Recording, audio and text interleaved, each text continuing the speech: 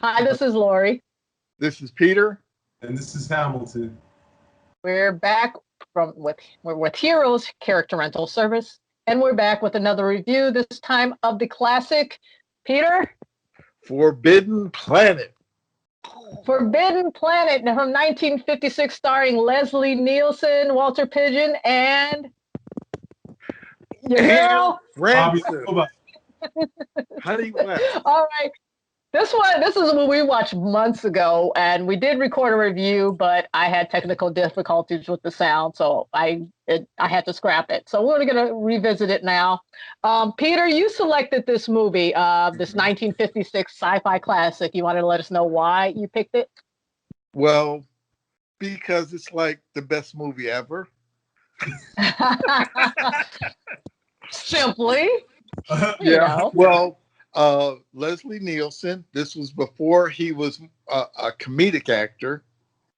So he's very serious in this.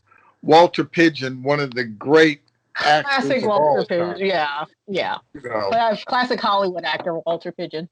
Yeah. And Anne Francis. Oh, Francis. The lovely, intelligent Anne Francis. Yeah. And I didn't even know who she was when I first saw her. Then I was just like, wow.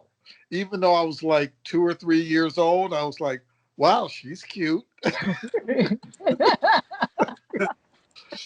So let's go to the background of the story. Is it's an expedition into space led by Captain Leslie Nielsen to check out the planet Altair 4, which has a group of scientists there they've lost contact with. So they're going to try going to the planet to check out what happened to these scientists. And they get there, they run into Walter Pidgeon and his lovely daughter, Anne Francis, and of course, Robbie the robot. This is the first appearance of that famous robot. And actually it's interesting because I was reading this movie was responsible for a lot of firsts. It was like first robot, first electronic soundtrack, but they didn't use synthesizers. First ship that traveled the speed of light or faster than the speed of light in a sci-fi movie. So there were quite a few things. This movie was revolutionary. Hamilton, did you have any thoughts thinking back to Forbidden Planet when we watched it? To add to what you just said, yeah, the special effects are, I think, some firsts for any film for that period. I mean, like there's, I think we were talking about, it looked like they use a lot of like matte paintings, yeah. I think that might have been an early, like one of the earliest examples of that in film. If I'm not, I mean, I don't know, but I believe. And also there's a scene with they use some kind of force field to block this monster, and the monster's trying to break through the force field. I thought that was pretty sophisticated for its time. So this film had a lot of firsts, I think, for that era. Yeah. Now, we would call it CG now, and for whatever reason, I keep calling it CG. But this film was actually a Disney film, believe it or not. Wow. Oh, really? Yeah, it was a film that Disney did the animation for it. They did the they did have an animator from Disney to do the creature that's inhabiting the planet and attacking the people that were which the we scientists. Find out later it is actually not a creature from the planet, but it is the id. Right. It is Walter Pidgeon. Yeah.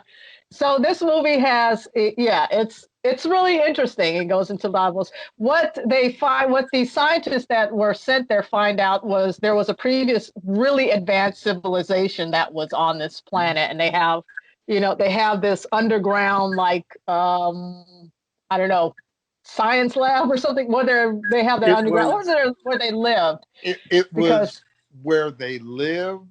And survived. What ran the planet. It was. It had like infinite source of electricity. They had figured that out and everything.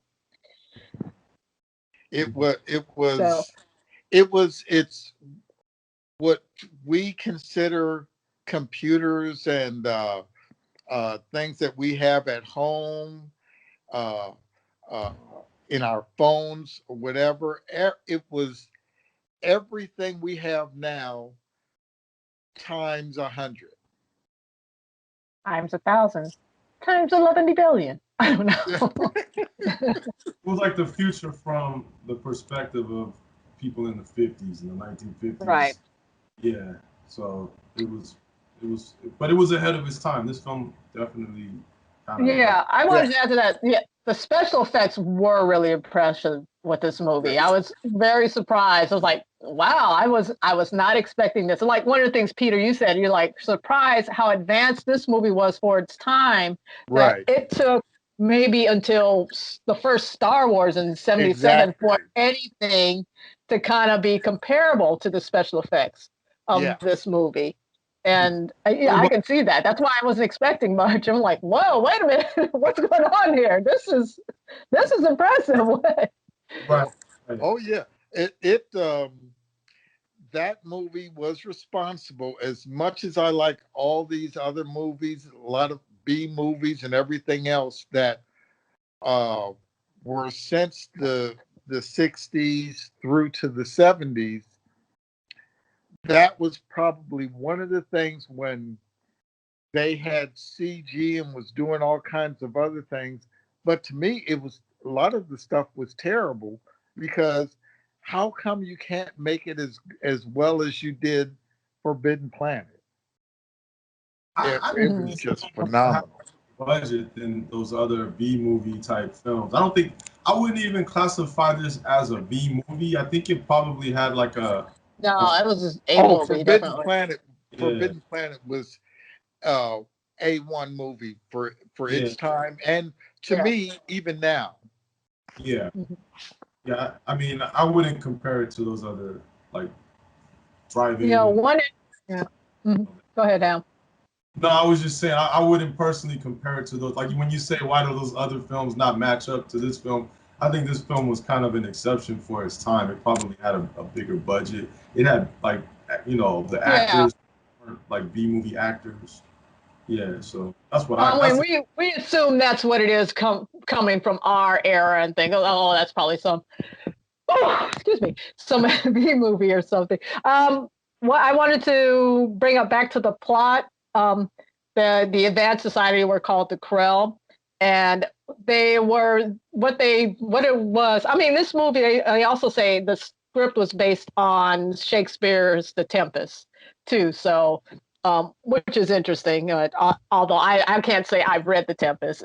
I'm not a Shakespeare expert by any means, but I think it's always interesting when they take like something like that. It's like you can't go wrong if you can adapt that in an interesting way into a new format. But what is the monster that destroyed the society? Like I said, it was a monster of the id. The society was called the Krell, was based on their own subconscious desires. I'm reading this from Wikipedia. Given free reign and unlimited power by the machine, it like brought their downfall. Mm-hmm. And that's kind of the lesson the movie has for. I think even Walter Pidgeon says that they come across this machine that can increase their intelligence, but it's like, oh, you're not ready for that. So it's I think it's an interesting lesson. It's like being how power can corrupt us in a way, and like advances like this, we have to be really cautious going ahead. So. Right. Yeah. Absolute power corrupts absolutely. Yeah. Right. Yeah. Even with the best of intention, you think, isn't that like how science can be a positive? It can be used for good and it can be used for evil. It's a double-edged sword. But I'd also want to go back to let's go back to good old Anne Francis. Because all the guys who flew there in the spaceship end up trying to hit on her. Which is hilarious, But yeah, she's never had exposure to other men besides her dad, so she's just kind of like very free and very open, and dresses in like very like revealing little outfits until she has. I think Leslie Nielsen teaches her to dress modestly, which okay, back then, that was the lesson. Nowadays, I don't know if that would fly. Yeah. But I just thought it was hilarious. The guys were like, "Hey, let me teach you something about kissing." Okay. Or the one guy who used, because Robbie the robot could make anything you wanted, so he had to make like all these bottles of whiskey. Yeah. It was like that was some realness today. Of course, you could have somebody if you're gonna ask for anything, ask for a lot of booze. Yeah, because I thought that was hilarious. that was the thing about Robbie the robot. He was such an advanced robot for a movie screen. Um, for what he was supposed to be in the movie. Um, and when they started talking to him, the cook of the ship, who was an alcoholic, Mm-hmm. um, Oh, that was him. Yeah. talked to him about, hey, can you make me a few gallons? And Robbie said, okay, well, how many gallons do you need? And Robbie was looking at, oh, 200 or 300 gallons. I can whip that up for you. The guy was like, excuse me? you know. Oh gosh, Just to be clear, it was funny. robot was like a remote controlled robot, I guess, right? Like it wasn't a I don't think man. no, he wasn't. I mean, because when I wanted to bring this up, because there's the whole. I think it's Isaac Asimov's who came up with like the protocols for robot. He's a science fiction author, and and Robbie's character falls under those protocols. It's like you can't harm the person who built you, and one of the things is I don't think he could stop. Was he one of the? Was he created by Walter Pidgeon's character?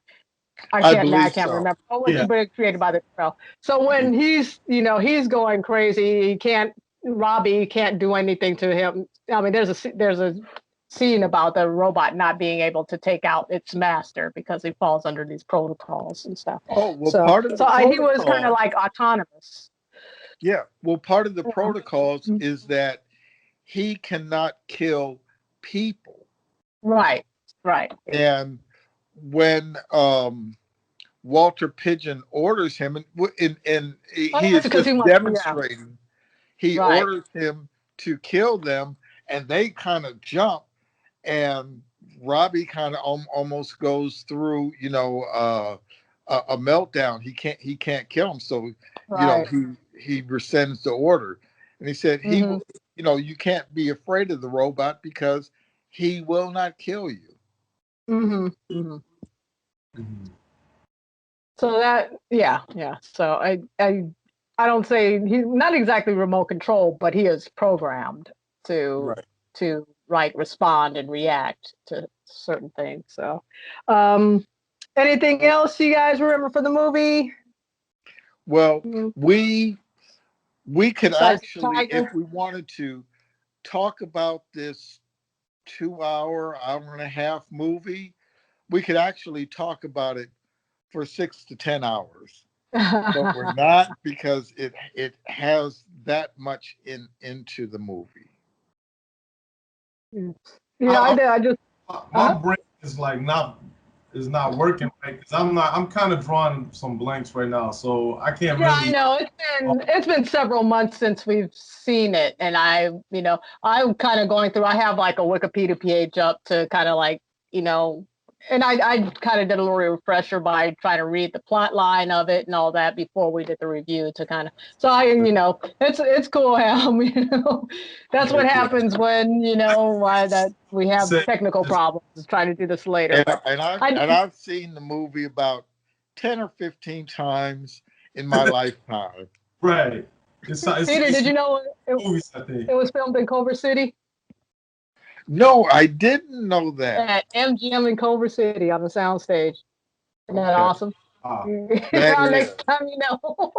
I think it's But interesting that it's a Disney film because I don't think I've ever seen any pictures of it at Disneyland or anything, so I would never I have don't know. Are you sure about that? It might be on. It was an MGM film.